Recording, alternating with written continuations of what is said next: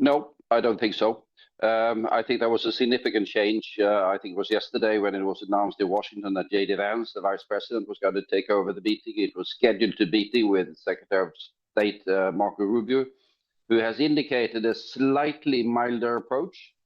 But J.D. Vance has, of course, been directly insulting towards Denmark and demanding very strange things. So I expect a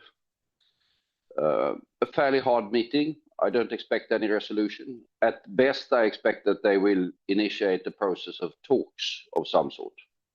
President Trump, as we know, has refused to rule out using military when it comes to Greenland. So as a former leader of a Nordic neighbor, what is the big risk here between the US and a NATO ally like Denmark? Well, the risk all over the place. I mean, at worst, of course, if he was to take military action, occupy a NATO country, it would have profound repercussions for the allies, no question about that. But even the fact that he is demanding that they should cede territory to him is, of course, in a historical context, absolutely extraordinary. We haven't seen any. We haven't even been thinking about the possibility of anything like this in the transatlantic relationship. So it is a profound crisis. There is no resolution in sight at the moment, and we can only think of different scenarios for how it develops. The statement yesterday by the Prime Minister of Greenland was, of course, as clear as you can expect or as you can ask for in terms of the priorities of the Greenlanders themselves. And they, at the end of the day, are the ones that are going to decide this.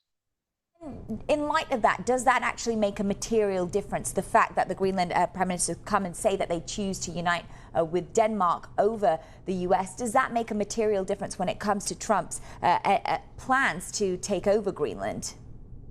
Well, whether it makes any material difference to President Trump is, of course, very difficult to know. He seems to have dug himself fairly deep in this particular hole for reasons that are very difficult to understand.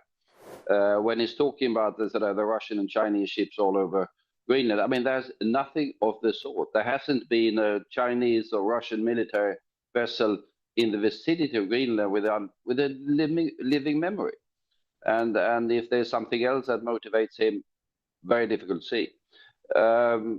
But of course, the statement by the Greenland Prime Minister makes a difference in how the issue is handled.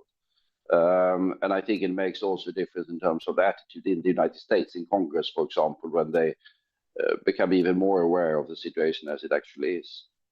And how should Europe be collectively responding? Because I've read in your notes here, you say that Europe needs to figuratively, if nothing else, load the guns. So beyond defense spending, what ammunition, I mean, excuse the pun there, but does Europe have to actually deter the world's most powerful military when it targets European interests? Well, I mean, clearly, no one in Europe is seeking a military confrontation with the United States. I mean, that must obviously be avoided. That would be stupidity beyond stupidity, primarily from the American side. But diplomacy and politics, I think, making very clear, and there have been very good statements by virtually every European leader that this is an important issue, and that territorial integrity and defending territorial integrity is really at the core of the NATO alliance. Why we are helping Ukraine is because of support for territorial integrity. And to see this principle now threatened by the United States is, of course, extraordinary. It will have sort of profound political and diplomatic consequences. To which extent that influence President Trump, no one knows. And you warned that the US national security strategy, it places itself to the right of the extreme right. So does this strategy kind of signal an end to the transatlantic alliance as we know it?